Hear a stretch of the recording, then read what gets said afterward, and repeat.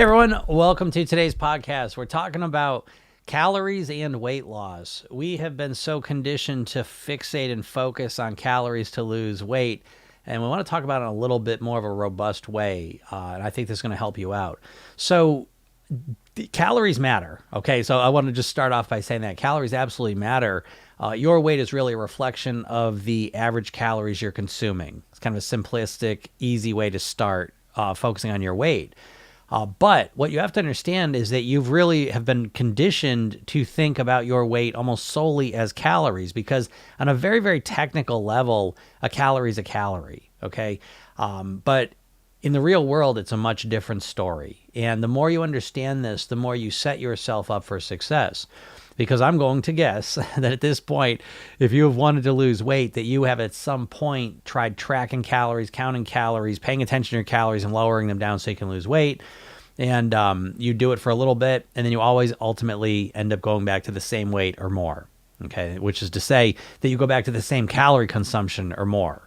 So you really need to take a more holistic view of the calories you're consuming. And yes, you are thinking about calories, but we want to have this bigger picture because the calories that, the calories in an apple versus the calories in a cookie completely are different in how they impact how you feel in the real world.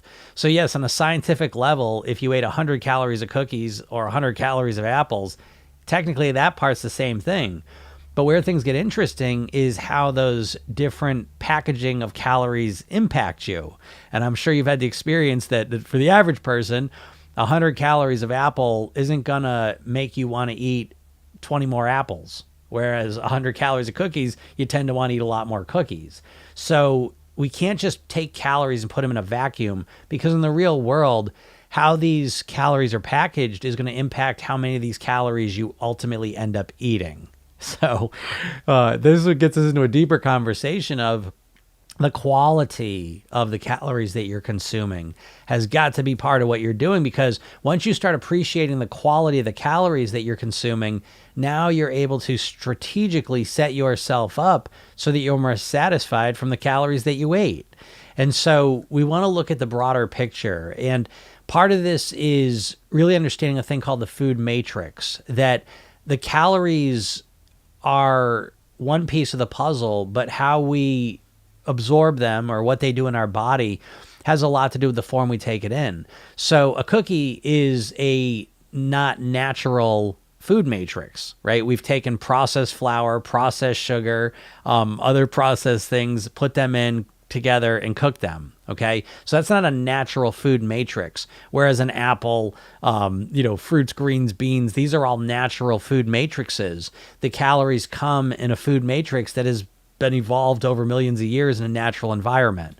And so that is what our body has evolved to eat. And so that food is going to interact in our bodies much differently than the processed foods, which again, even cookies, are processed, right? Obviously. And then we got processed ingredients we're putting there and we're processing ourselves. So as you start shifting your calorie focus to not just reducing calories, but to doing it in a strategic way where you're consuming more whole, natural calories, you're most likely going to find that the calories you're consuming satisfy you at a much deeper level. Because again, we do not want to build our weight loss around willpower and fighting against ourselves. We want to be strategic so that we manage our hunger strategically. And that way we're not always fighting against our hunger, we're managing it. And probably the most important way to do that is to make sure that you're getting higher quality calories. And so I would suggest that how you make that happen is that you start to, again, don't even worry about cutting out the bad stuff necessarily, although that's part of the process, obviously. But what's almost even more important than that is to start intentionally putting more healthy calories into your body. So if you're at the beginning of the process, you're not even that motivated to lose weight, but you want to lose weight, one of the best things you can start doing is putting whole foods into your body. And so that alone is most likely going to start supporting weight loss because you're nourishing yourself. Remember, we don't just get hunger signals from when we haven't eaten enough calories. We get hunger signals when we need nutrients. And if your body's not getting the micronutrients it needs, you're going to get this hunger signal.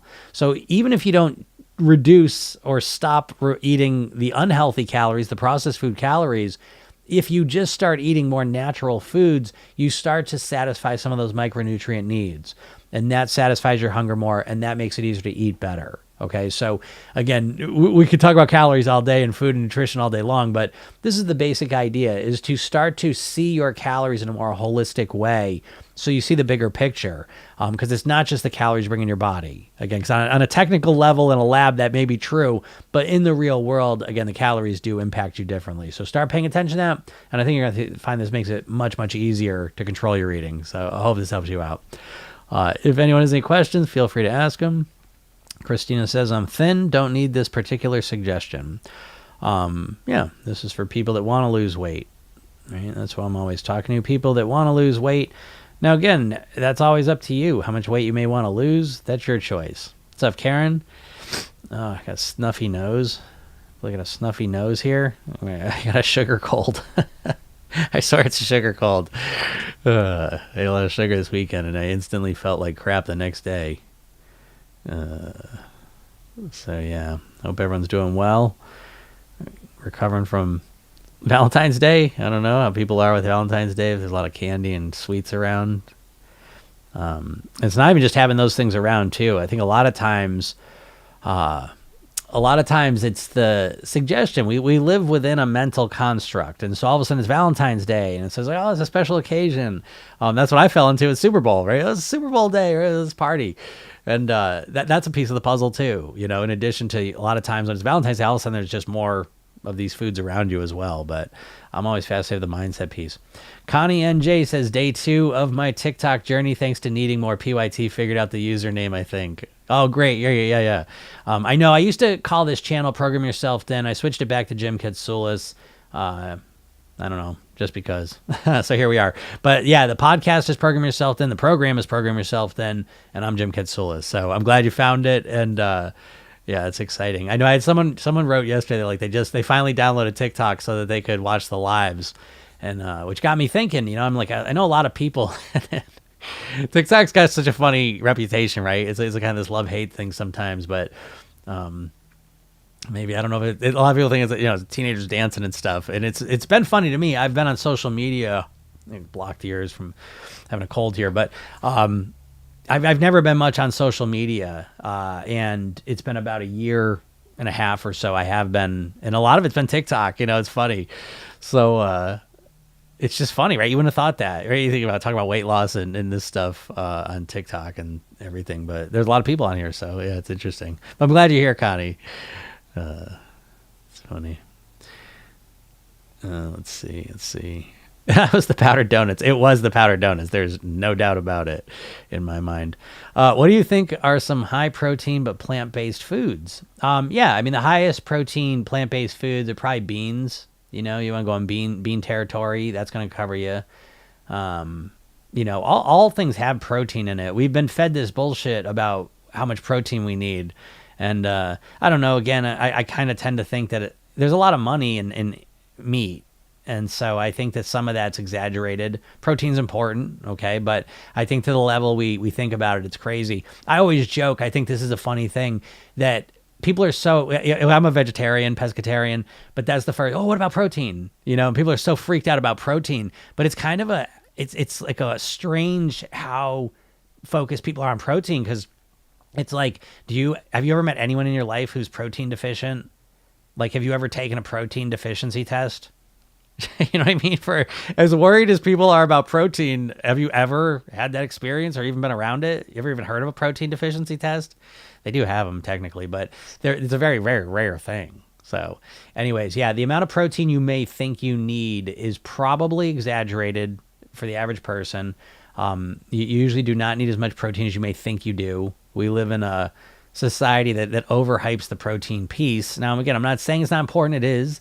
And it's also satiating. Okay. So protein is one of those things that when you eat it, it tends to satisfy you longer. But fiber probably satisfy you even more than protein, or at least it's equivalent. So again, there's a lot of protein in a lot of different plant foods, but beans are really where you want to go if you want the higher proteins. What's up, Kelly? My plateau has become a 5-pound gain. Have to start a diary, see what I'm missing. Need to improve. Yeah, Kelly, that's the attitude, though. Yeah, that's exactly what happens. This is why I say, it's a fixation, a focus on the process, not on the weight loss. I know you want to lose weight, and I get all that, but it's like you almost have to make that secondary. Weight loss, it's such a funny thing. And Shayla says, thank you for what you do. You're welcome, Shayla. Thank you for writing that. I appreciate that. Weight is so funny. I mean, I think about this all the time that, you have no biological, neurological mechanisms to motivate yourself to lose weight. We lived in an environment our whole lives where you wanted to put weight on. So everything within you wants you to eat more, wants you to weigh more. So when you I know you think logically that wanting to lose weight should be enough motivation. Like you think about it all the time and you want to, but just inside you intrinsically, right? Intrinsic, extrinsic motivation. Intrinsically, there's not a lot of motivation to lose weight. So you've got to reframe this process in a different way if you really want to tap into more motivation. And so one way to do that anyways is to really get fixated on the process and master the process piece. But yeah, Kelly, you're missing something, clearly. Again, I always say that awareness precedes change. Awareness is the most important piece of this process, in my opinion, for so many reasons. And so here's another one. Because if Kelly doesn't know, if we don't realize what we're doing, we start saying things like, it doesn't matter what I do, I can't lose weight. I got a broken metabolism. Doesn't matter what I do, I won't lose weight. That is never true. Never true. Because if you look at famine situations, there's never an overweight person in them. Never. Never. So again, I'm talking about extremes. I understand that, but you really have to get your head out of it. If you are believing and thinking that there's nothing you can do no matter what you do, that's a powerless belief and thought. It makes you feel powerless, and it's not true. So Kelly, I like what you're saying. I would much rather be like, I'm missing something. Let me find out what it is, than be like, oh, no matter what I do, I can't lose weight. All right. So good job, Kelly. Yeah. Keep a food diary. So again, it's all about strategy, solutions. Kind of Jay. Oh, it's me, Silver CPS or whatever that silly username was yesterday. Okay, I got you. Got a new name now. All right, got you. Yep, that's me. All right, yeah. So yeah, TikTok's funny, right? Like that. Well, I'm glad you're here. Sunrise 2020. Hello. Yes, I got you. You're Sarah, right? And I got your email, and I'm gonna set you up today or tomorrow. But you'll get access next week. I'll get you those calls. Can't wait to talk to you. Oh no, Don says I got shingles. I won't let it get me down. Yeah, it sucks, right? These are the things we got to ride out, right? This is stuff that's life. Here I am, right? I'm feeling sick. I haven't felt that good all week. My it affects everything. Again, we got to look at things holistically. I notice so often, I will tell you, one of the biggest things I've learned working with clients for so long, and again, I always get a certain type of client, overthinker, perfectionist level.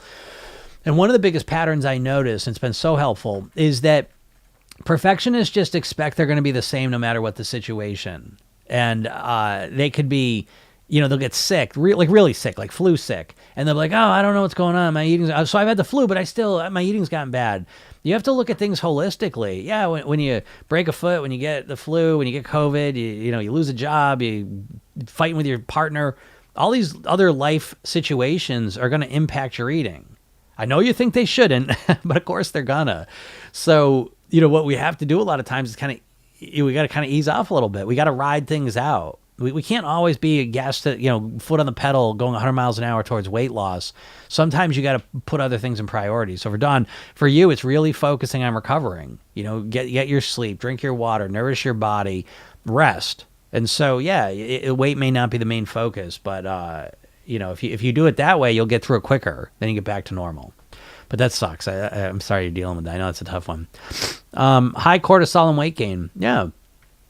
Even if it's low cortisol, stress is a killer. Okay. So a lot of times high cortisol, it seems cortisol has the impact that it causes your body to hold on to fat.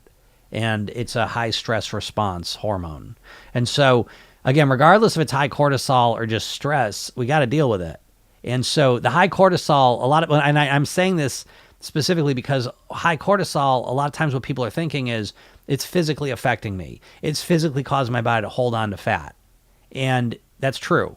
But the other side of it that to me that's way bigger is that the stress that creates the high cortisol is causing you to go into a mindset where it's a lot harder to eat healthy. So yeah, I believe, again, where I think this is Program Yourself Thin's a different approach, is we really take a holistic approach to it, and we follow Weight Mastery Pyramid: mindset, lifestyle, eating. And lifestyle is probably one of the most important pieces, certainly physically. And so part of that is there's 8 habits of a healthy lifestyle in order of importance: sleep, hydration, relaxation, breathing, nourishment, movement, meditation, gratitude. And pretty much all of those support reducing cortisol levels, increasing calm, relaxation, reducing stress, tension, all those emotions. So yeah, I think you've got to manage your stress levels first of all, just for your own happiness and health in life. But absolutely, when it comes to your weight, you've got to manage your stress levels, because again, not only the physical effects of it, but the mental effects. When you're stressed out, I want to make this crystal clear, and you know this, but I just want to make it really obvious. But what's really impacting your weight is obviously what you're eating and how you're living. But what's impacting what you're eating? The biggest thing of all is not your nutritional knowledge. It's your mood. You could be the same person, and one day, you choose the healthy thing, the next day you choose the unhealthy thing. Well, what was the difference? It's almost always your mood. And when you're in a stressed out mood, it's so much easier to say, who gives a shit? I don't give a shit what I eat. I don't care. So we've got to get to this deeper level and start managing our emotions. So absolutely, cortisol, stress levels, we've got to, and you look at a diet, what happens to people when they go on a diet? What's your experience been when you started a diet? What do you think's happening to your cortisol levels the first day of your keto plan? Right? They go through the roof. So, again, the diet themselves is causing stress. So, again, we need a whole different approach. Again, that's why Program Yourself Thin, you're starting your day, Program Yourself Thin, relaxing, calming down, and using hypnosis. Calming yourself down, hearing positive stuff, reducing your tension levels, your stress levels. So that's a huge part of the program, inside and out. So, yeah, you got to deal with that. Connie says, Atomic Habits asked Ab Lama why yesterday. While I now think you are the only guru I need, I love to learn. I asked about Lana. Right? I had her name written down. I got to look her up. Yeah. The only guru you need. It's funny. I think there's that's good and bad. I love Atomic Habits. Yeah, James Clear is great. I'm a big fan. So. But to his point, right? I know people love that book, and I do too. I think it's a great book.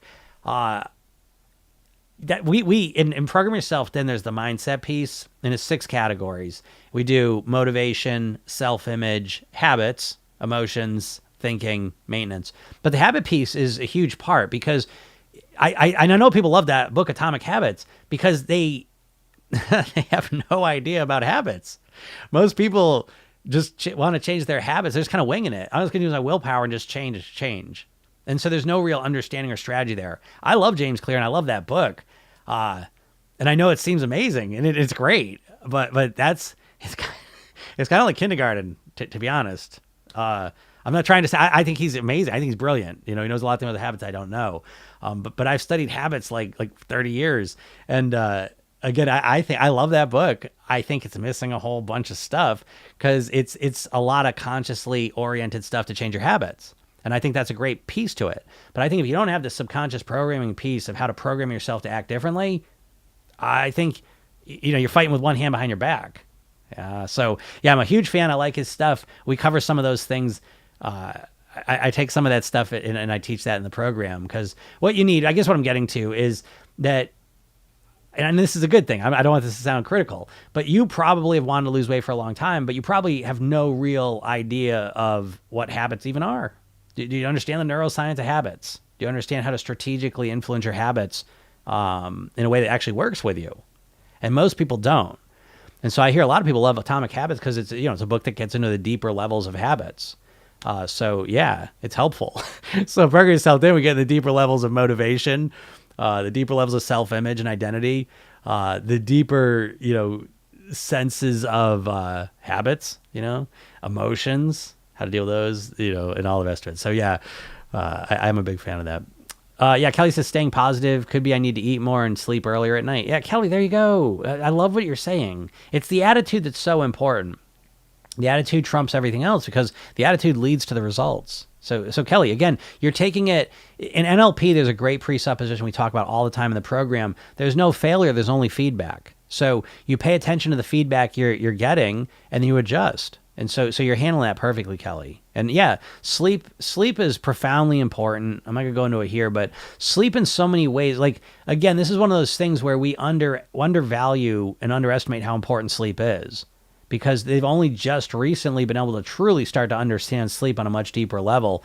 For most of our history, when we try to understand sleep, it's just asking people things, and people are notoriously unaware of what's going on.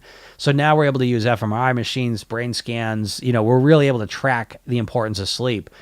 It affects your insulin resistance. It just affects everything. So yeah, sleeping could definitely be something. Getting to bed earlier at night is a huge part of it.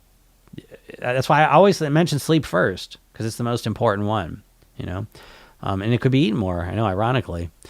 Don says, thank you. I need to hear that at work today and going to concert tonight when I should be resting. Yeah. Okay. So Don, again, here's another thing. We're humans. We're not always going to make the right choice, the best choice for us. I was doing this the other night. It was Monday night, and I was already starting to feel crap. My throat was hurting. I was feeling it. But I had to eat something, and it's like I didn't have food ready, so I'm eating a sandwich. I always eat chips with it, and so I'm eating some chips. I'm talking to my daughter. I'm like, oh, my throat's sore, and she's like, well, should you be eating chips? I said, no.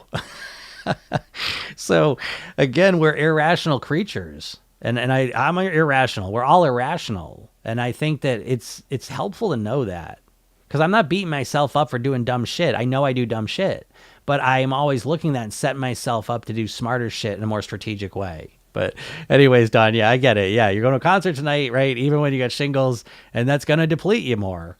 So we do dumb stuff sometimes, but we recognize that, and then, at some point in the near future, get the rest you need. All right. Sarah Sunshine, did your name just change? Oh, okay. There's a Sunrise 2020 and there's a Sarah Sunshine. Okay, I got confused. Thanks, Don. What are those little candy hearts? Little heart puffs. All right. Had a great Valentine's Day yesterday. I enjoyed 3 pieces of chocolate and didn't feel the urge to binge. Yeah, it's funny how that's a funny thing too.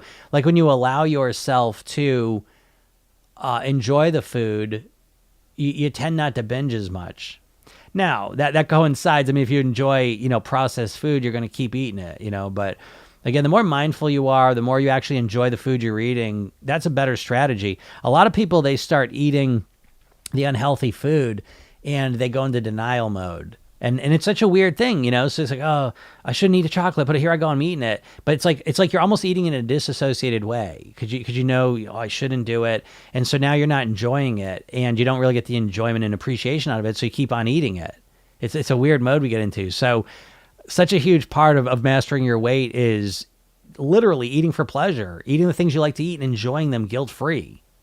Because you're going to eat them anyways, so you might as well get enjoyment out of it. A lot of people don't know how to do that, which goes back to, and Program Yourself, then we have the 5-2 model, 5 days of clean eating, 2 days of pleasure eating, not cheating, not sneak eating, right? What are we going to call it? We have 2 days of sneaking around eating? You want to call it that? You don't even be like, oh, cheat meals. You really want to call it a cheat meal? Is that what you want to do? It's not the words. We don't think words mean anything? Then call it a sneaking around meal. Let's look up.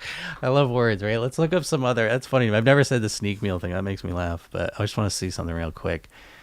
Let's look up cheat. What are some other words for cheat? The deception meal. That's a different one, though, right? But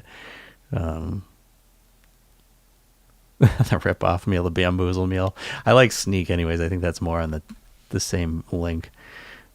The creep meal. I'm gonna have a creep meal. That's funny. There's not a lot of good words, but yeah, sneak meal. You wouldn't call it a sneak meal, right?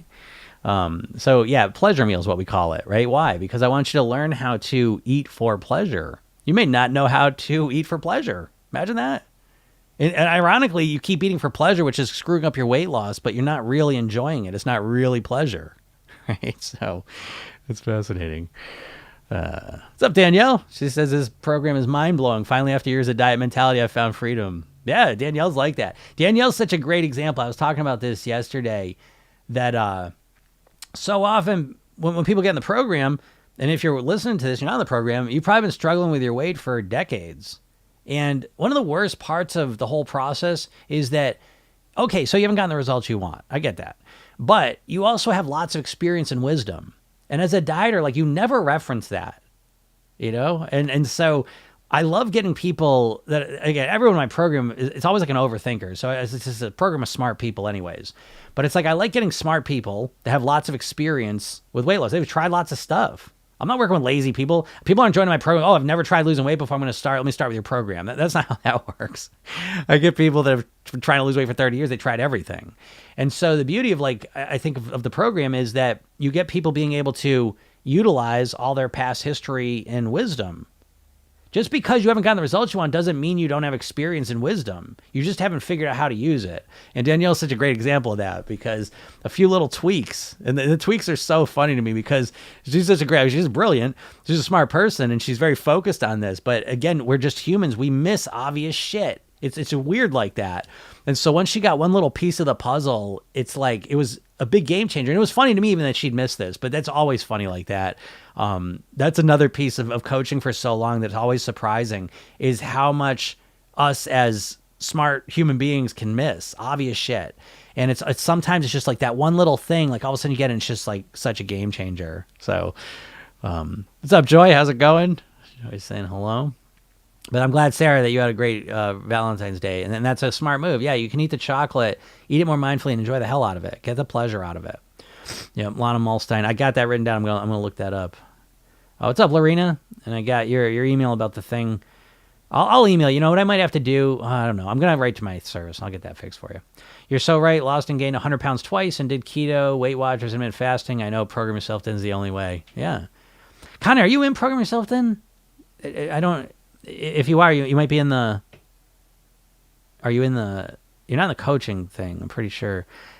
I had another client I'd worked with for years named Connie, so I always think of her when I see Connie written down. Learned REM sleep was almost like light hypnosis in my hypnosis class. Sleep is fascinating. It really is. And it's also the quality of the sleep you get. I've heard this. I don't know if this is true. I've never heard this anywhere else, but this one guy, he said that every hour of sleep before midnight is worth 2 hours. Now, I don't know if that's true or not. I will say anecdotally myself, I feel that. If I go to bed like 10 o'clock, it's a quality of sleep that's a lot different, even if the timing is the same. So I don't know if that's true, but yeah, sleep is absolutely fascinating. And I think we barely understand just how important it is, to be honest. I appreciate, thank you. I appreciate you saying that. What's up, Marcy? How's it going down in Delaware? My day went to shit yesterday and I ate a whole box of chocolates. Yeah, that's all right. We'll be gone to shit day partners. I've been joking, right? This week I've been thinking about it a lot because it was ridiculous. I mean, to eat that I ate a whole bag of donuts, and I don't mean like I'm at like a bag. I'm a mini white donuts. I ate a bag of those, and I'm suffering from it. I know it because I don't really eat a lot of sugar. And sugar, I will eat a lot of carbs randomly. But again, everyone's different. So for me, like, I'm a carb monster. That's always like my main thing. Like I could eat a loaf of bread every day, no problem, and I feel fine afterwards. But sugar, I'm not as much of a sugar addict. Now, again, when I was eating like shit, I was eating sugar all the time, but I wasn't like binging on it. Like carbs and bread, I can eat a lot of. I never I've been someone who eats a ton of sugar. That's just not how I'm built. And so I know that the sugar was an outlier this weekend, and almost instantly, literally, I ate almost all of them Sunday. I finished them off on Monday. Monday afternoon, I started getting like my throat started hurting a little bit, and it's been 3-4 days of just instantly. And if it's not that, I don't give a shit because again, I'm a hypnotist, so I can just link the two together. I don't give a shit. I'm always to some degree demonizing sugar for myself. And so if I eat a bunch of sugar and all of a sudden I get sick, you best believe I'm linking them together. I've been doing that for 30 years with all kinds of things: unnatural foods, alcohol, refined carbs, sugar, processed foods, junk food, all of it. I'm always doing that. And so I have no problem doing that. But this one, I'm pretty clear that's what it was. So again, don't worry about a whole box of chocolates. When you do that, when you eat a whole box of chocolates, again, what I want to do, and what I did with the sugar donuts and what I would have done if I ate a whole box of chocolates is I would sit with the consequences, the mental, emotional, and physical consequences. Okay, how does it feel? And so I felt fine physically. Okay, fine. How'd you feel mentally? Because I know not great, because even right day, my whole day went to shit. My day went to shit is not a positive thing, right? So if you're thinking of yesterday, like when I ate the bag of donuts, even if I felt fine today, like if I felt fine the next day, in my mind, I'm like, I don't want to be a person who just plows through a bag of donuts. I don't feel good about myself.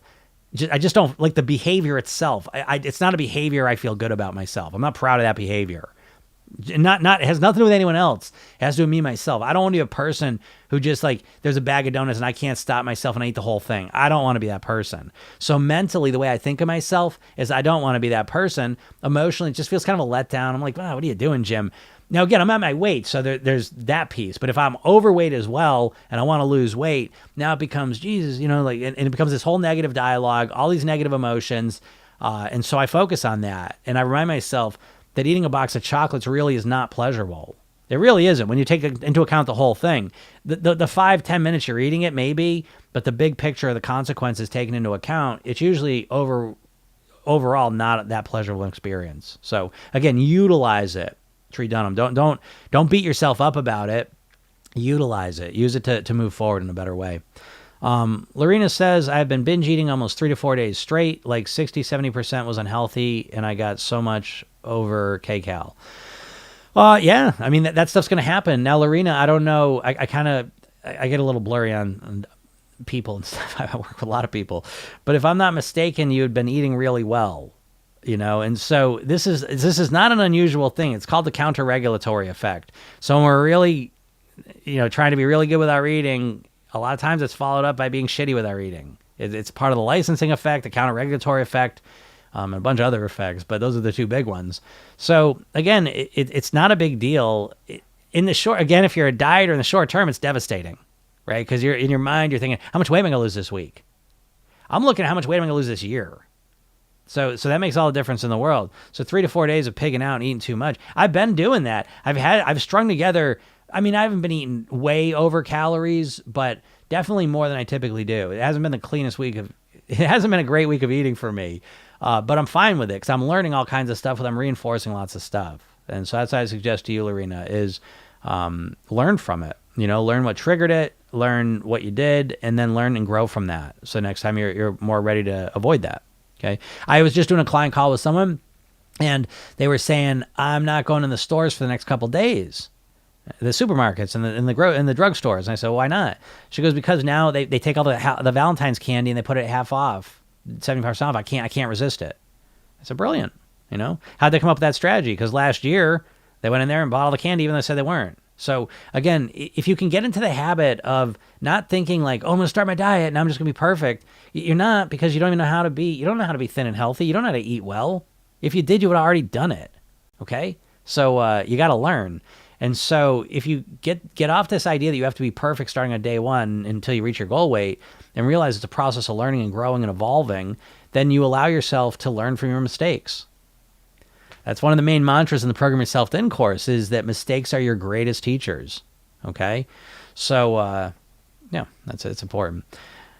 You're saying, Danielle, crazy how sugar can destroy us without us knowing. Yeah, hope you feel better soon. Yeah, sugar is intense. It really is. It really is. And I know it's tough for people. It's like a drug. Oh, yeah, it is like a drug. It's the closest thing to cocaine food-wise. And it's like, you always have to take it one step further, that it's not even just the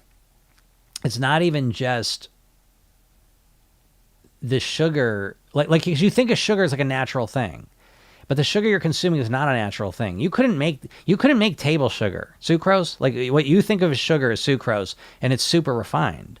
You couldn't make, if I handed you a sugar cane, here you go. I'm not going to get any sucrose back from you. You know what I mean? You don't have the ability to make that.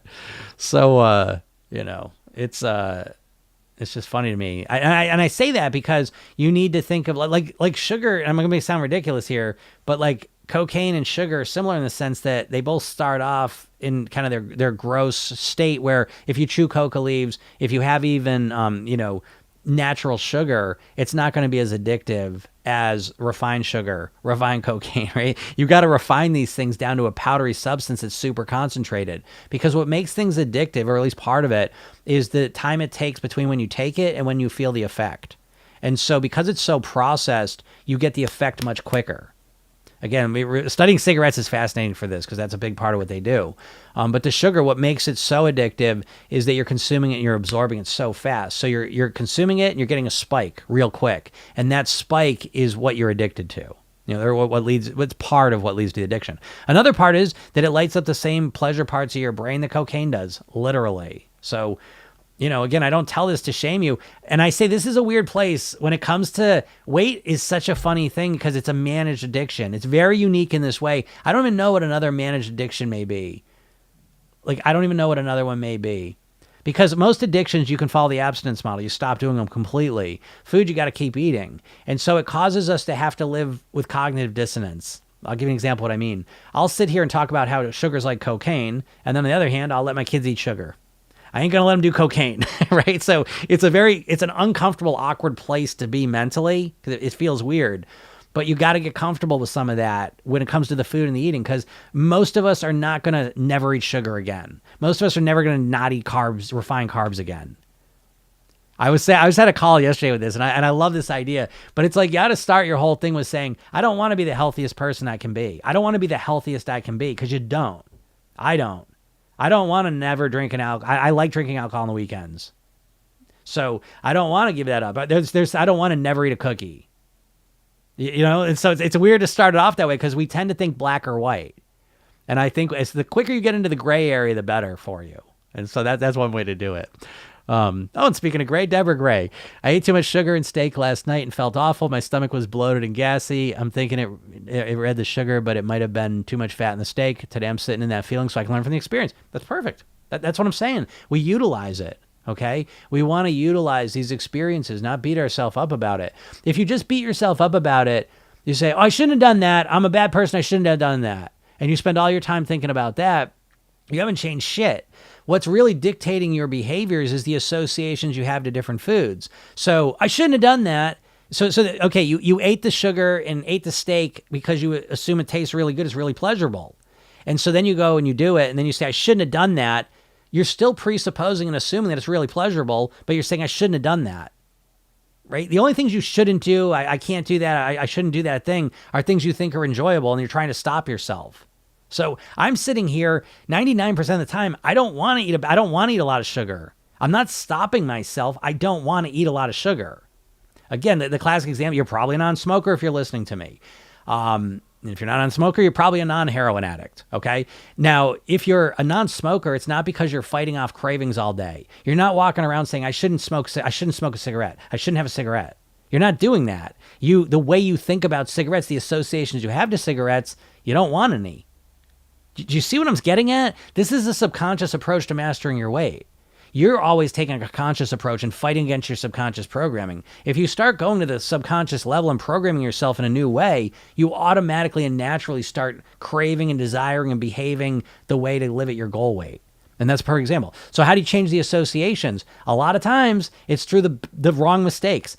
Your behaviors either teach you what to do or what not to do. So when I eat a bag of donuts, I'm not mad at myself. I'm going to sit with the feeling and reinforce the association. A bag of donuts sucks. It's not good. I don't want to have a bag of donuts around me. One donut's fine. I'm fine with that. It's a little thing. It's fine. But a bag of donuts is gross.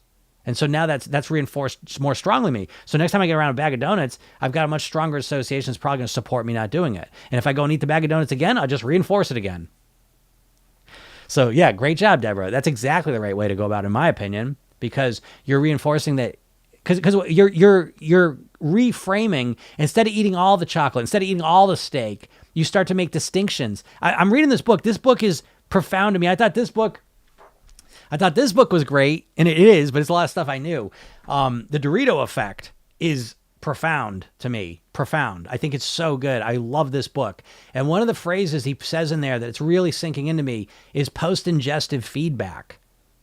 Because we learn how to eat.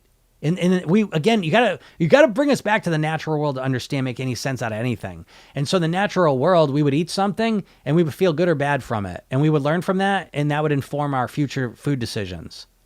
So this is literally the phrase, this is how I changed my eating. This is the best description of how I changed my eating, is instead of beating myself, instead of telling myself what I have to eat, I started being more present. This is the awareness piece I'm always talking about. I started having awareness of, if I eat this, how do I feel? Physically, mentally, emotionally.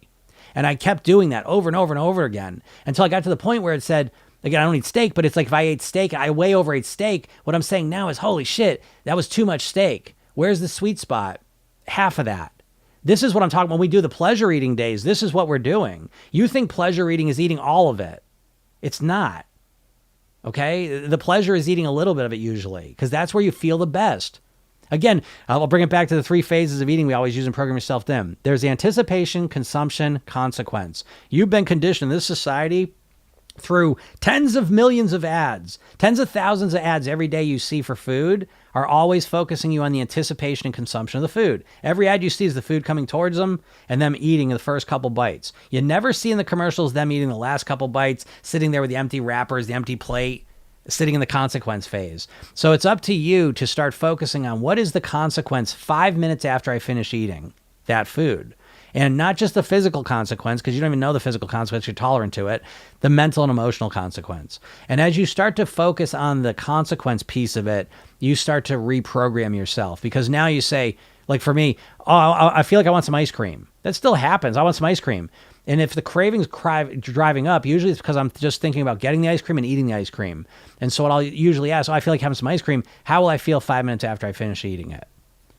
And sometimes I think I'll feel fine, and then sometimes I think, I don't want that. But it's a much clearer way to think about things, okay? But again, what informs our ability to do that is the mistakes we make usually. And the good choices too. But usually it's even more powerful. The mistakes are even more powerful.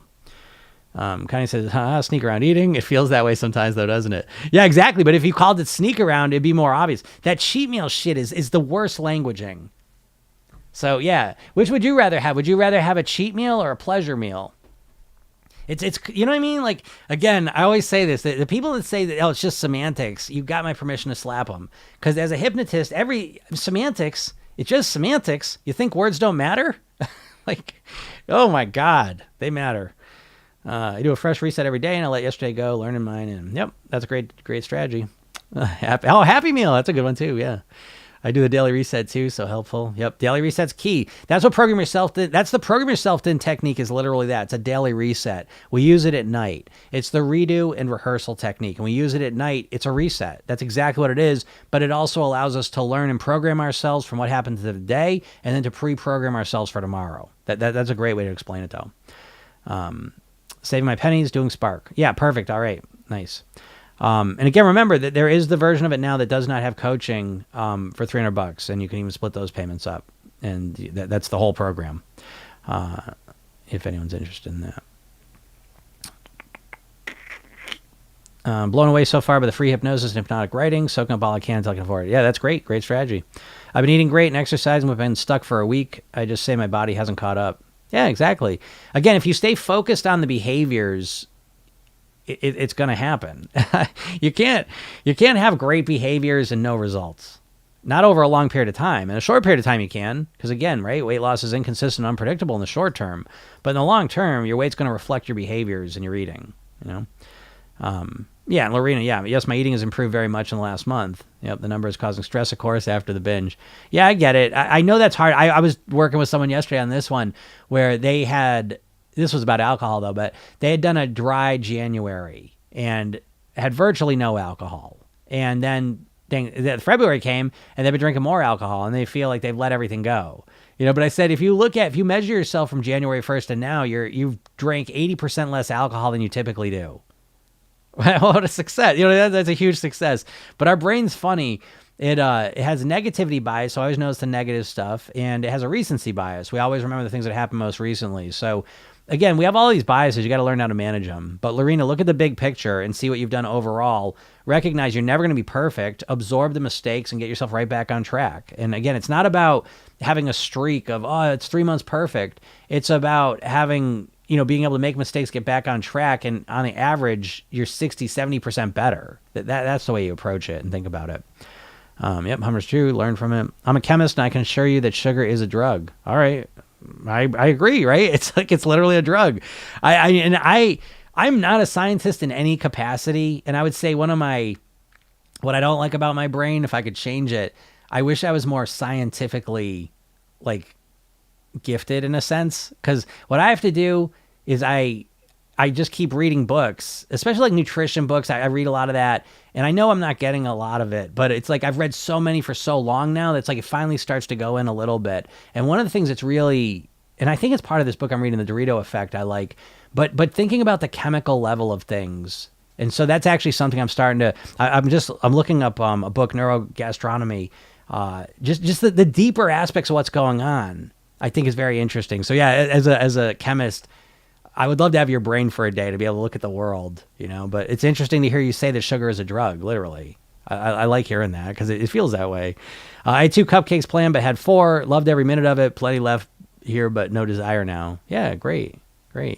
That's what I mean. Like, do you see, like when you hear Don, when you hear me talk, and a lot of people in the program, it's like mistakes are going to happen. It's like you. So what? It's not the day of mistake that's going to dictate your weight. It's the making a mistake and then getting blown off course for 2-3 months, for 2-3 years. That's the problem. I always joke, in politics they say it's not the crime, it's the cover up. It's the same with weight. It's not the binge, it's what you do after. That's what's dictating it. And unfortunately, a lot of people, once they make a mistake, they're just completely off track, but it's not the one little mistake that's going to matter. It's what happens after. Exercise is a managed addiction. Yeah, sure. For sure. Oh, I like the smoker example because I have never been smoker, so it's easy to relate. Yeah, exactly. And even people that become non-smokers, that were smokers, what dictates whether someone's a smoker or the non-smoker, again, it's really their mindset, primarily. Getting that book now, Dorito Effect. Yeah, it's so good. You're on fire today, thanks. The problem I have, the pleasure of overindulgence, is a positive feeling at first, then negative later. Yeah, Heather, exactly. But that's what we're getting a new handle on that. Like, that, but you need to reinforce that at a deeper level. And it takes reinforcement. That's the most frustrating part of being a human being, and especially a smart human being, is that logically a lot of things, but you don't emotionally feel those things. And that's the challenge of being a human, because I work with a person who is a piano teacher, and learning an instrument's been very helpful for me in this line of work as well, because she goes, adults are some of the worst people to work with because they can logically understand what I'm saying and they get it, but they don't have the neural connections, the muscle memory to do it. And so as an adult, your logic outpaces your ability to internalize it. And so that's just always the way it is. This is your dieting problem. You know what you should and shouldn't eat. You know all the things you should and shouldn't do, but you don't have the subconscious programming to reinforce that, to carry it out. And so, yeah, the problem is the pleasure of overindulgence, for sure.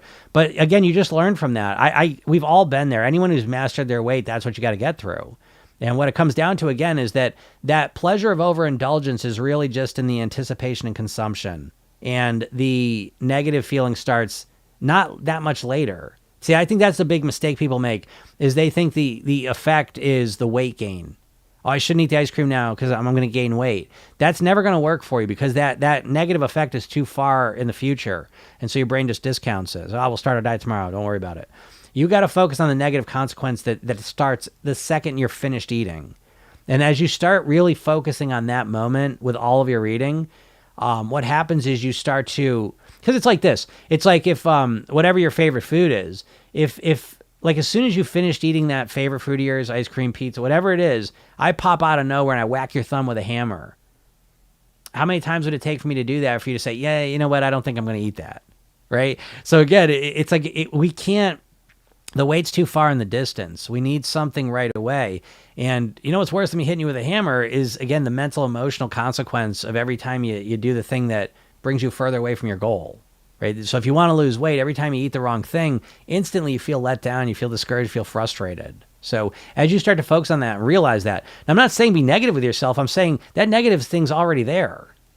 So just stop bullshitting yourself is what I'm saying. You've been conditioned to ignore the consequence piece by the food industry, and that's making it harder for you. What's up, Tabby? Treat, not cheat. Yep, yeah, treat meal. Sure. I turned cheat into indulgent day, but I catch myself all the time. Indulgent day, that's interesting. Yeah. Indulgent day. Yeah, indulgent day. I don't like that one. I don't know. Like indulgent, I don't know what that word means. Let's look. I mean, like I know what it means. Like, again, I love words because there's like what do they call it? They call it gist meaning and literal meaning, right? So I have the gist of a lot of words, but a lot of like the specific literal meanings I don't know. Indulgence has multiple meanings. The act of indulging or being indulgent. Indulgent can mean willing to allow excessive leniency, generosity, or consideration. And that was kind of that's what I think I was responding to. I don't like indulgent just at first glance because I don't like excessive. So when I say pleasure, I'm really looking for the maximum amount of pleasure, which may sound excessive, but it's not. Because when we take the maximum amount of pleasure, like really, like if you zoom out a little bit and say, what's the most pleasure I can get out of the food? Well, we're taking into account everything. So we can't just look at the getting it and eating it piece. We got to take into account the consequence. And so if we look at that full picture, what's the most pleasure you can get? And it's usually, and you already know this because you've had these moments when you eat like a couple pieces of chocolate, right? When you have a one cookie, or when you have like when you eat moderately, it feels comfortable, you enjoy it, you got to enjoy the food, and then you feel good about yourself. That to me seems like the most pleasure you can get out of things. So I like the word pleasure so much. But yeah, you got to watch out indulgence because again, it has a lot of subconscious meaning to it, which again is kind of backed up by the idea that it's excessive. It's excessive. It's more. So we want to be careful of that one. All right, everyone, I got to get out of here. Some calls coming up, got a lot of stuff to do. So yeah, if you're not in my world, make sure you go to my bio, click the link at the hypnosis session, watch the video I give you, 2 steps to master your weight. And read the emails I send you. Okay. And, the podcast is Program Yourself Thin. It's on all the podcast platforms. It's on YouTube, my YouTube channel. And yeah, that's good. And like I said, yeah, Program Yourself Thin is now officially available, even without the coaching for $300. So if you've been waiting for it, the $1,000 is too much. You can now get it for $297. Get My World. We do live classes on Tuesday, which we're starting next Tuesday, where again, I'll be teaching a live class. If you have any questions, I can ask you. I can answer them for you. And that's going too. So, all right, everyone, have a super day, and we'll talk soon. Bye.